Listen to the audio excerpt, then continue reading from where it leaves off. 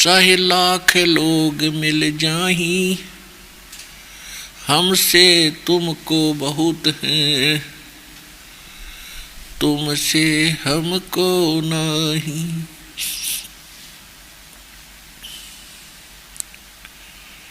परम पिता परमात्मा पूर्ण ब्रह्म सारी सृष्टि के रचनहार कबीर परमेश्वर जी की असीम रजा से आप सभी पुण्यात्माएं सत्संग सुनने के लिए उपस्थित हुए। सकल पदार्थ है जगमाही, और भाग्य बिना नर पावत नाही। आप बहुत ही पुण्यकर्मी प्राणी हैं, जो परमात्मा के इतने कृपा पात्र हो कि आपको वो अनमोल ज्ञान और अनमोल मंत्र परमात्मा की जो यथार्थ भक्ति साधना है वो आपको सहज में प्राप्त हो गई है। परमात्मा की तरफ, परमात्मा के पाने की उमंग में ना जाने कितने श्रद्धालु बहुत ही असंख्य जन्मों से प्रयत्न कर रहे हैं। उन्होंने परमात्मा पाने के लिए कितनी कठिन साधनाएं की हैं, हजारों वर्षों तक तपस्याएं की, शरीर के ऊपर दीमक चढ़ गई, और भी बहुत से प्रयत्न उन्होंने किए। जैसा भी उनको किसी नीम हकीम गुरु ने जो भी साधना मंत्र बताया उसका भी बहुत जाप किया, लेकिन जब तक हमें आम का बीज नहीं मिलेगा और आम की महिमा सुनाने वाले बहुत मिल जाएं, और वो बीज देते हैं बबूल का, किक्कर का, तो किक्कर बीज का और उसकी कितनी सेवा श्रद्धा से करो, आम नहीं लगेंगे, किक्कर के बीज के कांटे ही प्राप्त होंगे। और आम बीज करके फिर उसी तरह लगन से, उसी श्रद्धा से आप उसकी सेवा सेवन करोगे, उसकी सिंचाई करोगे, सुरक्षा रखोगे, तो आम के बीज से उत्पन्न पौधे से पेड़ बनेगा, पेड़ के फिर आम ही लगेंगे। तो आपको वो आम का बीज मिल गया, वो यथार्थ भक्ति विधि मंत्र मिल गए। अब आप जी को चाहिए इसको बड़ा संभाल के रखना। जैसे माता गर्भ को रखे यत्न बनाए, ठेस लगे तो छिन्न हो, तेरी ऐसे भक्ति जावे। पुण्यात्माओं, आपको जब इस मंत्र की महिमा का और इसकी कीमत का पता चलेगा, आप इतने सतर्क हो जाओगे जैसे किसी बहन बेटी को बहुत ही समय उपरांत या वैसे भी गर्भ रह जाता है तो फिर उसके प्रति वो कितनी सतर्क होती है। और बड़ी बूढ़ियाँ भी उसको बताती हैं, बेटा ऐसे ना करना, ऐसी वस्तु ना खाना, ऐसे सावधानी से कदम रखना ताकि तेरा बच्चा खराब ना हो। और वो भी रात्रि के समय भी जब नींद के अंदर होती है, कभी करवट बदलती है और एकदम झटके से वो सावधान होती है, कहीं मेरे बालक पर दाब ना गिरगी हो और कहीं खराब ना हो जाए, क्योंकि वो उसकी कीमत से वो परिचित है। इसी प्रकार ये भक्ति रूपी आज बीज आपके आत्मा में डला है, जिस दिन आपने नाम ले लिया। अब ये भक्ति रूपी गर्भ आपके अंदर प्रारंभ हो गया है, इसको सफल करके इस लाल को पूरा करो और आपका मोक्ष होगा। धन जननी धन भूमि धन, धन नगरी धन देश, धन करणी धन कुल धन, जहाँ साधु परवेश। आदरणीय गरीबदास साहिब जी को परमात्मा मिले थे स्वयं, उनको सचखंड सतलोक लेकर गए थे, जो अपना मूल स्थान है, जहां सर्व सुख है, कोई दुख नहीं, वहां ना वृद्ध अवस्था है ना मृत्यु है, वहां सदा युवा रहते हैं, कोई काम नहीं। वो सुख आपको वहां प्राप्त होगा जिसकी खोज आप इस 21 ब्रह्मांड की काल की जेल में खोज रहे हो। यहाँ पर प्रत्येक वस्तु का अभाव बना ही रहता है, कोई ना कोई चीज का अभाव यहाँ बना ही रहता है, और वहाँ किसी वस्तु का अभाव नहीं है। थोड़ा सेट कर बच्चे।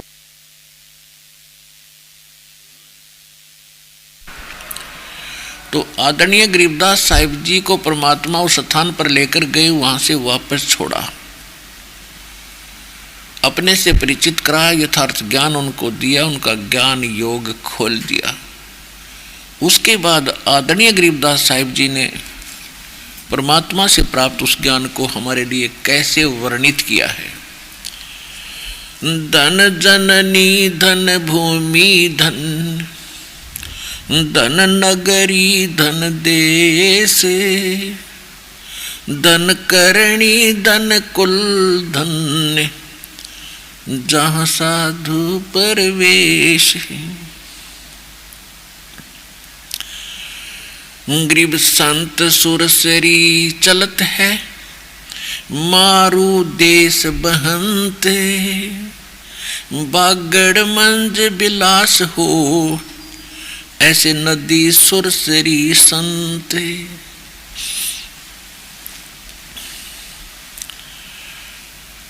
अब क्या बताते हैं कि धन है वो जननी जिसके संत उत्पन्न हुए, भगत उत्पन्न हुए,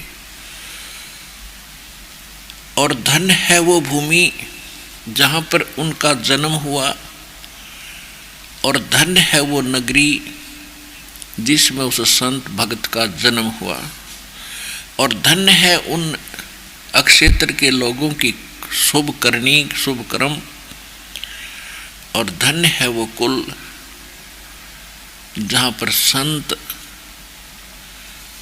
प्रगट हुए, प्रवेश हुए। एक तो वो स्थान धन्य है जहाँ संत का जन्म हुआ, और वो माँ धन्य है जिससे जन्म हुआ, और फिर वो स्थान धन्य है जहाँ संत पहुँचते हैं, अपना सत्संग प्रचार करते हैं, और धन्य है वो भक्त जो उस संत की शरण ग्रहण करते हैं।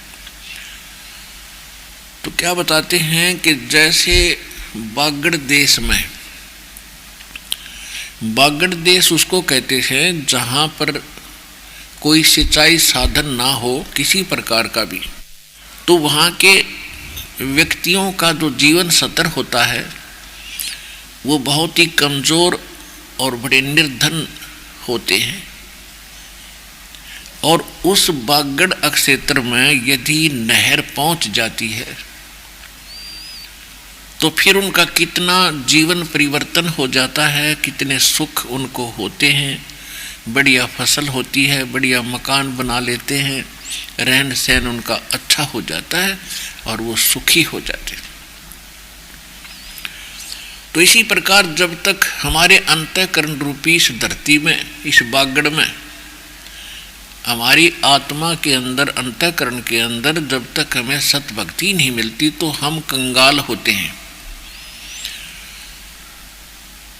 और जब संत रूपी सुरसरी यानी दरिया हमारे हृदय रूपी बागड़ में पहुंच जाती है तो फिर वहाँ सब सुख होने शुरू हो जाते हैं, यानी उस बागड़ में फिर ठाठ हो जाते हैं। कबीर परमेश्वर जी भी कहते हैं भाई, कह तो या तो माता भगत जन, या दानी या सूरी, ना तो रहले बांधड़ी, क्यों व्यर्थ गंवावे नूर।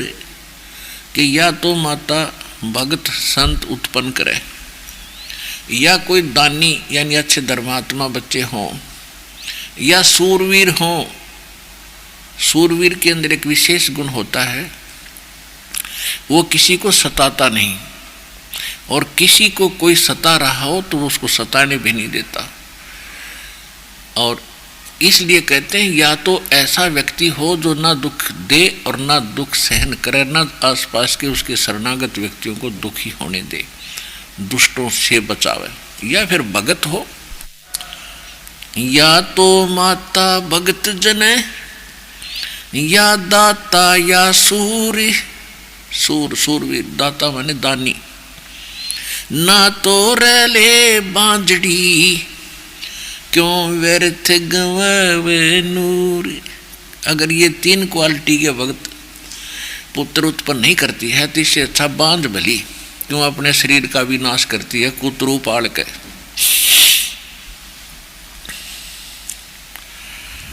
धन जननी धन भूमि धन्य, धन नगरी धन देश, धन करणी धन कुल धन, जहाँ संत परवेश। जहाँ संत आते हैं धन्य है वो जननी, जिनसे उन भक्तों का जन्म हुआ, जिनके लिए वो संत वहाँ पहुँच गए उनके घर पे, उनके क्षेत्र में। और धन्य है वो भूमि, धन्य है वो देश, पूरा देश। अब देखो, इस दास को मालिक ने, दास को माता ने जन्म दिया, परमात्मा ने इस दास को अपने ज्ञान से परिपूर्ण किया और पूरे भारत देश पर कृपा होगी। कहाँ कहाँ से पुण्यात्मा परमात्मा के बच्चे आकर लाभ उठा रहे हैं। कहते धन जननी धन भूमि धन, धन नगरी धन देश। नगरी धन्य और सारा देश धन्य। अब विदेश वाले तो बहुत बाद में नंबर आओगा, तब तक तो आप ढेर सारे पुण्य कमा चुके होंगे। तो इस नगरी पर, इस देश पर कितनी कृपा है।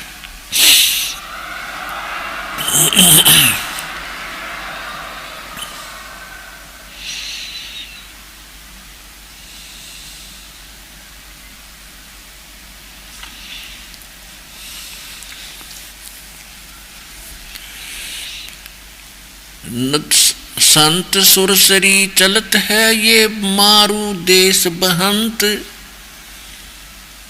बागड़ मंज बिलास हो ऐसे नदी सुरसरी संत।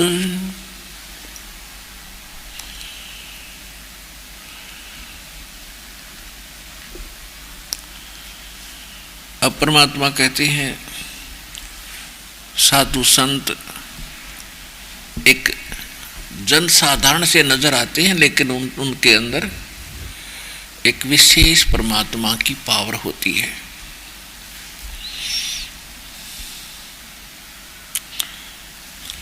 कहते अकल अलूणे दीखते ये सर्व अकल के मूल, सदा रटे हरि नाम को ये झूले अनहद झूले।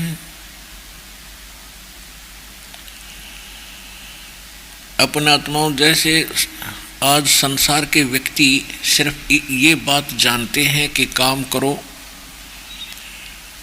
और अपना जो काम नहीं करते, और सत्संग वगैरह में जाते हैं, 2-2 3-3 दिन लगा कर आते हैं, तो उनको मूर्ख समझते हैं।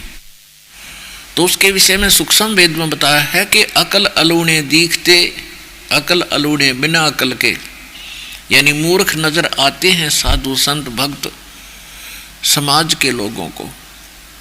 उसके विषय में क्या बताया है कि अकल अलूणे दीखते ये सर्व अकल के मूल, और ये सदा रटे हरि नाम को ये झूले अनहद झूले। समाज को तो भक्त कति मूर्ख दिखे और भगत ने समाज मूर्ख दिखे, क्योंकि वो कर क्या रहा है। जिस कोठी बंगले और कार इन परिवार के लिए वो सारा जीवन न्यौछावर कर देता है और सारा जोड़ा जाड़ा यहीं रह जाता है, 1 मिनट में मृत्यु हो जाती है। और अगले जन्म में उसके साथ क्या होगा पशु पक्षी की योनियां भोगेगा, उन जोनियों में जाएगा। तो भक्तों को वो इसलिए अनजान दिखाई देते हैं समाज के लोग, जगत के व्यक्ति, कि ये तो अपना जीवन व्यर्थ कर रहे हैं। और उनको केवल हम बुरे इसलिए अच्छे नहीं लगते, मूर्ख दिखाई देते हैं कि ये काम ना करते, धंधा नहीं करते, खाओगे कहाँ से। तो ये उनकी अपनी सोच है और अध्यात्म मार्ग इसके विपरीत है। आप काम भी करते हो, ऐसा थोड़ा काम नहीं करते, लेकिन इस काम के साथ साथ परमात्मा का नाम गणा जरूरी था, जो जगत नहीं कर रहा, इसलिए वो अनजान है। तो यहाँ परमात्मा कह रहे हैं कि अकल अलूणे दीखते, ये सर्व अकल के मूल, ये तो सब जो अकल अलूणे, जिनमें जो दिखाए अकल नहीं है, इनमें मूर्ख हैं। ये कहते हैं ये न तो सर्व अकल प्राप्त है, ये तो बहुत विद्वान और बुद्धिमान व्यक्ति हैं जो परमात्मा की भक्ति कर रहे हैं।